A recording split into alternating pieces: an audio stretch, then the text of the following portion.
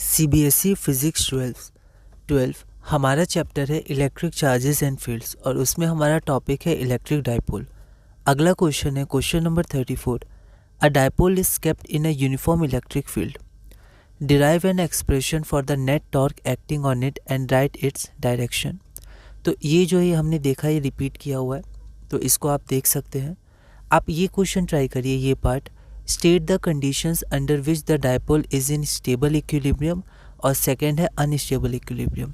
यह क्वेश्चन दिल्ली 2012 में 3 मार्क्स का पूछा गया था। एक बार आप ये पार्ट ट्राई करिए, फिर हम लोग आगे बढ़ते हैं।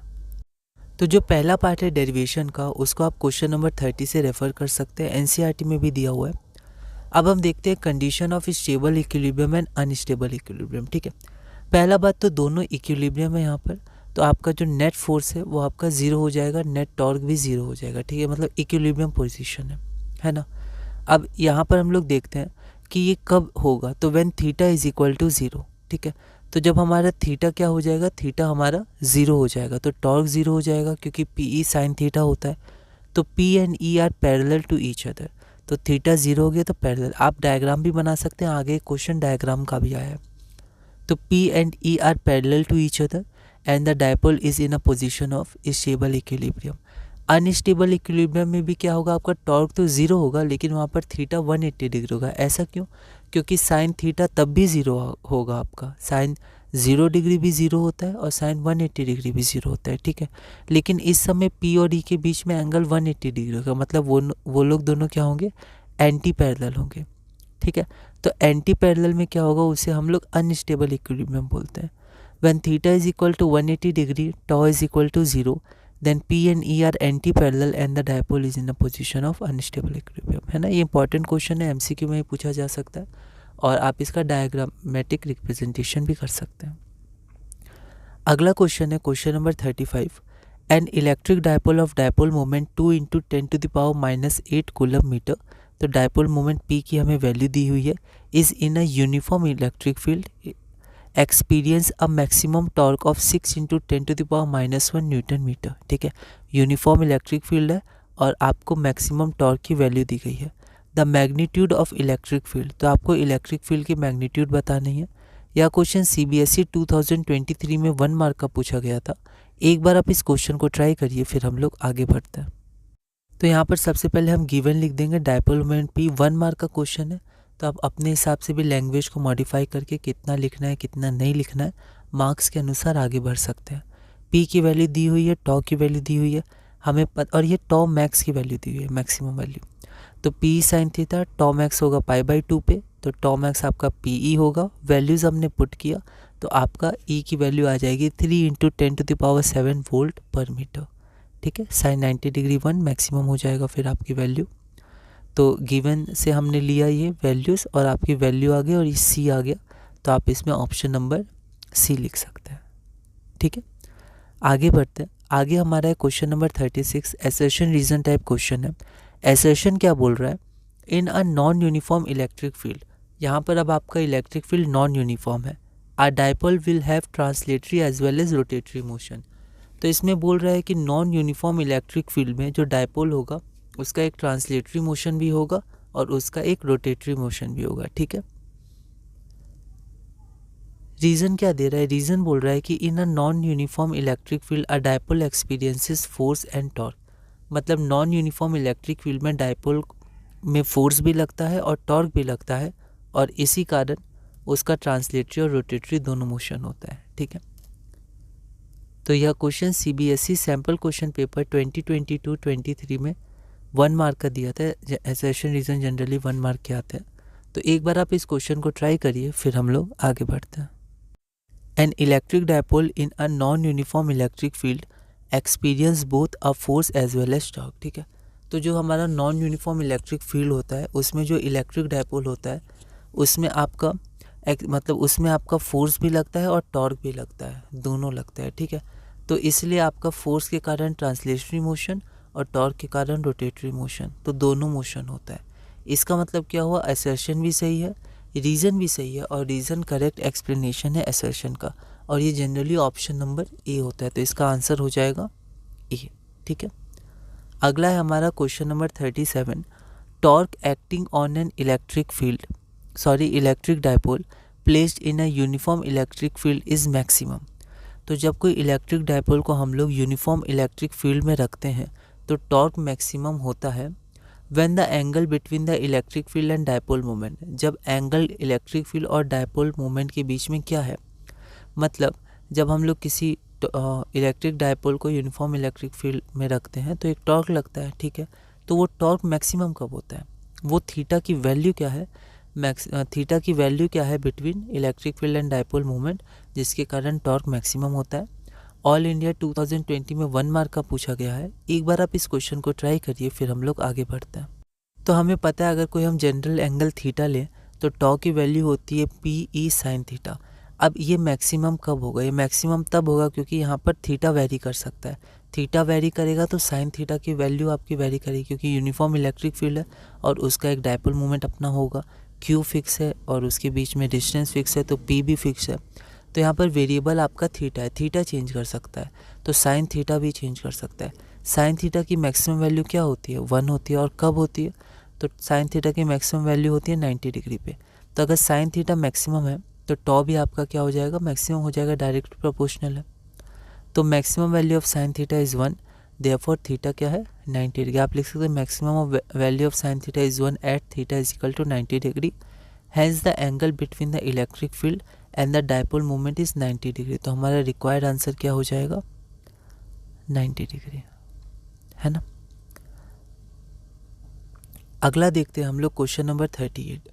उसका पहला पार्ट है define torque acting on a dipole of dipole moment P placed in a uniform electric field, express it in the vector form and point out the direction along which it act. देखिए यहाँ पर define बोला गया है, ठीक है। यहाँ पर आपका डायरेक्ट डिराइव नहीं बोला गया है ना। अगला क्या है, what happens if the field is non uniform. अब फील्ड यहाँ पर क्या दिया था आपका, यूनिफॉर्म इलेक्ट्रिक फील्ड। अगर फील्ड नॉन यूनिफॉर्म होगा तो क्या होगा।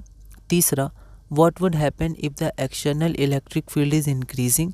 अब ये नॉन यूनिफॉर्म है, इंक्रीज कर रहा है और डायपोल आपका पैरेलल टू पी है, मतलब डायपोल ने इलेक्ट्रिक फील्ड जो आपका है जो इंक्रीज कर रहा है वो पैरेलल टू डायपोल मोमेंट है, और सेकेंड केस में anti parallel to dipole moment है, ठीक है। तो ये क्वेश्चन फॉरेन 2016 में 5 मार्क्स का पूछा गया था, ठीक है। जहाँ तक बात हुआ 1 का, तो इसमें वही है डिराइव। क्वेश्चन नंबर 30 में हमने डिराइव किया था, यहाँ आपको डिफाइन करना है, मतलब आप डायग्राम बना दीजिएगा, डायग्राम में बता दीजिएगा कि वो आपका ए बी डायपोल है और ये इसका लेंथ है, और टॉर्क हमारा टॉ से रिप्रेजेंट हुआ है, डायपोल मोमेंट वेक्टर पी है, और डायरेक्ट आप रिलेशन लिख दीजिएगा क्योंकि यहाँ पर डिफाइन नहीं बोला गया, सॉरी डिराइव नहीं बोला गया, डिफाइन बोला गया। तो सारे वेरिएबल्स बता दिएगा क्या है, रिलेशन बता दीजिएगा, है ना। Express it in the vector form, तो वेक्टर फॉर्म पी क्रॉस ई आप कर सकते हैं, और यहाँ बोला गया है and point out the direction, तो आप डायरेक्शन भी बता दीजिएगा किस डायरेक्शन में होगा, ठीक है। टॉर्क क्या होता है आपका, परपेंडिकुलर होता है प्लेन का, तो दोनों के परपेंडिकुलर हो जाएगा, ठीक है, डिफाइन। और आप चाहें तो इसमें थोड़ा सा डिराइव भी कर सकते हैं ना। तो ये प्रॉपर डिराइव वाला क्वेश्चन नहीं है, थोड़ा लैंग्वेज क्वेश्चन है, इसमें डिफाइन बोला गया है, तो इसमें आप डायरेक्ट रिलेशन दे के अगर डिफाइन भी कर दें डायग्राम की मदद से तो भी सही होना चाहिए। फिर भी आप एक बार इस क्वेश्चन को देख लीजिएगा। What happens if the field is non uniform, ठीक है। तो फील्ड अगर नॉन यूनिफॉर्म क्या होगा, तो उसमें आपका फोर्स भी लग जाएगा और टॉर्क भी लग जाएगा। अब एक बार आप तीसरा क्वेश्चन ट्राई करिए, what would happen if the external field E is increasing. ये एनसीईआरटी का क्वेश्चन है, डायरेक्ट है, ठीक है। तो एक बार आप इस क्वेश्चन को ट्राई करिए, फिर हम लोग आगे बढ़ते हैं। तो यहाँ हम लोग देखते हैं when the external field E is increasing and parallel to P, ठीक है। तो यहाँ पर ये आपका फील्ड है ई, ये हमारा डायपोल है, डायपोल मोमेंट माइनस से प्लस होता है, तो ये आपका पी हो गया, ठीक है। और ये फोर्स क्या हो जाएगा, तो dipole moment negative charge opposite, तो नेगेटिव चार्ज पे जो फोर्स होता है वो ऑपोजिट टू इलेक्ट्रिक फील्ड होता है, तो ये हो गया। और force on positive charge in the direction हो जाएगा, ठीक है। अब ये क्या यूनिफॉर्म नहीं है, इंक्रीज कर रहा है, तो नेट फोर्स लगेगा, ठीक है। तो यहाँ देखिए ये क्या कह रहे, इस पॉइंट पे इलेक्ट्रिक फील्ड कम है, इस पॉइंट पे ज़्यादा है। अब इस पॉइंट पे ज़्यादा है, चार्ज आपका सेम है, तो इस चार्ज पे ज़्यादा फोर्स लगेगा, है ना, इस पे कम लगेगा, तो आपका नेट फोर्स इस डायरेक्शन में हो जाएगा, ओके, ठीक है। अब एंगल कितना है, तो angle theta between E and P क्या है आपका 0 है, क्योंकि पैरेलल है, तो टॉ बराबर तो 0 हो जाएगा, लेकिन आपका नेट फोर्स होगा, ठीक है। तो नेट फोर्स आपका कितना हो जाएगा, इतना हो जाएगा इस डायरेक्शन में, क्योंकि इंक्रीजिंग है तो इंक्रीजिंग है, तो इस पॉइंट पे प्लस क्यू है, तो इस पर फोर्स ज़्यादा होगा, ठीक है। Net force will be in the direction of increasing electric field and hence the dipole will have linear motion along the dipole moment, क्योंकि टॉर्क तो ज़ीरो है, आपका स्टेबल इक्विलिब्रियम में है, ठीक है। तो मतलब इक्विलिब्रियम नहीं है, मतलब theta equal to 0 degree, equilibrium नहीं है क्योंकि नेट फोर्स लग रहा है। अगर नेट फोर्स 0 होता, टॉर्क 0 होता तो इक्विलिब्रियम पोजीशन में होता, लेकिन यहाँ पर थीटा 0 है पर आपका नेट फोर्स लग रहा है। नेट फोर्स लग रहा है तो आगे की तरफ लीनियर मोशन होगा, रोटेटरी मोशन नहीं होगा क्योंकि ये आपका टॉर्क 0 है। तो बोल सकते हैं रोटेशनल इक्विलिब्रियम में, अगर रोटेशनल मोशन के कॉन्टेक्स्ट में बात करें। अगला हमारा क्या है कि when the external electric field is anti parallel, तो इसमें हम थोड़ा ध्यान देंगे।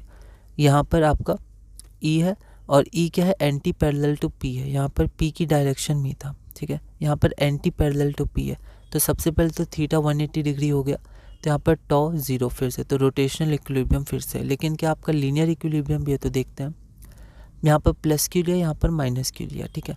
अब आपका क्या है कि इस पे फोर्स कम लगेगा, ऐसा क्यों? ऐसा इसलिए क्योंकि ये जो आगे बढ़ रहा है, इंक्रीजिंग कर रहा है, मतलब जैसे जैसे आगे बढ़ा है वैसे वैसे फोर्स ज़्यादा लगेगा, तो आपका माइनस क्यू पे फोर्स ज़्यादा लगेगा, और माइनस क्यू पे फोर्स क्या लगता है, ऑपोजिट डायरेक्शन में, तो आपका नेट फोर्स रहेगा। क्यों? क्योंकि इसमें फोर्स कम है, इसमें फोर्स ज़्यादा है, नॉन यूनिफॉर्म है, तो आपका इस बार नेट फोर्स की डायरेक्शन ऐसी हो जाएगी, ठीक है। मतलब the net force is in the direction of decreasing electric field. Electric field increase इस डायरेक्शन में कर रहा है, पर नेट फोर्स आपका इस डायरेक्शन में लग रहा है, तो the net force on the direction will be in the direction of increasing, नहीं डिक्रीजिंग। इसमें इंक्रीजिंग था क्योंकि फील्ड जिस तरफ इंक्रीज कर रहा है left to right, net force भी आपका लेफ्ट टू राइट लग रहा है ना।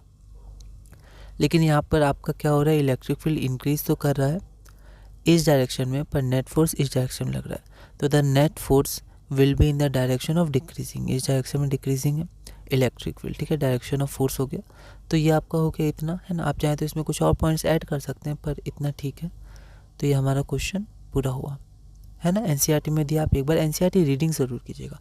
मैथ्स, केमिस्ट्री, फिजिक्स तीनों की एनसीईआरटी आप ज़रूर रीड करिएगा अच्छे से, और उनके सारे क्वेश्चंस बनाइएगा, ठीक है।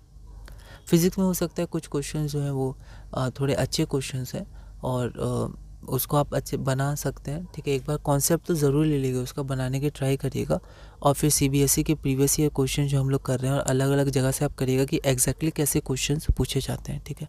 और केमिस्ट्री की तो एनसीईआरटी बहुत ही इंपॉर्टेंट है, उसके तो एक एक क्वेश्चन भी आप बनाइएगा, और मैथ्स के भी आप सारे क्वेश्चन बनाइएगा, ठीक है। और फिजिक्स के भी आप बनाइएगा सारे, पर फिजिक्स में थोड़े से अच्छे लेवल के ही क्वेश्चंस आते हैं, पर आप सारे बनाइएगा कॉन्सेप्ट्स के लिए, क्योंकि अब यहाँ पर समय है तो आप उनको ट्राई कर सकते हैं। अगला है हमारा क्वेश्चन नंबर 39। क्वेश्चन नंबर 39 आपका है, derive an expression for the electric field E due to a dipole of length 12 at a point distant R from the centre of dipole axial line, ठीक है। तो अब एक दूसरा डेरिवेशन आता है टॉर्क के बाद, आपका एक्सियल पोजीशन पे और एक इक्वेटोरियल पोजीशन पे। तो अगली वीडियो से हम लोग इस टाइप के थोड़े क्वेश्चंस देखेंगे। एक बार आप इस क्वेश्चन को ट्राई करिएगा, क्वेश्चन नंबर 39, या क्वेश्चन ऑल इंडिया 2017 में 5 मार्क्स का पूछा गया था। एक बार आप इस क्वेश्चन को ट्राई करिएगा, अगली वीडियो में हम इसे सॉल्व करेंगे।